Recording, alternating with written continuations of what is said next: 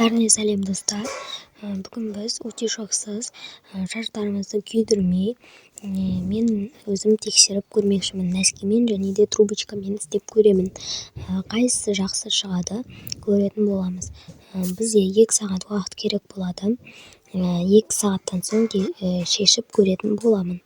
Бірінші нәски болды. Нәскиді шешіп көрдім.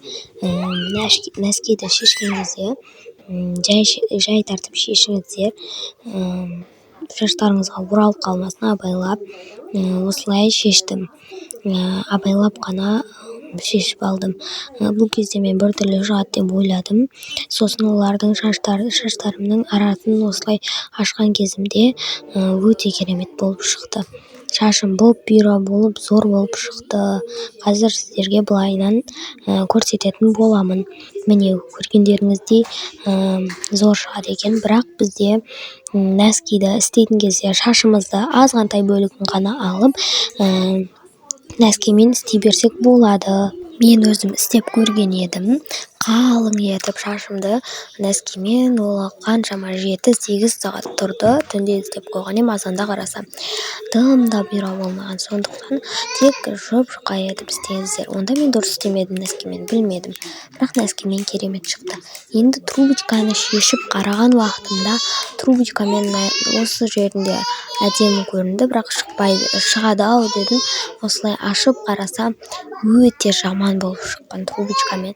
Және де мен қағып істеп көрдім, қалың қылсам бұл шықпайды деп. Онда трубочкамен қалың қылып істеу керек педі. 2 сағат тұрды, екеуі де бірдей істелген. Түк те шықпады, жаман. Жасалу жолы видео соңында шығады.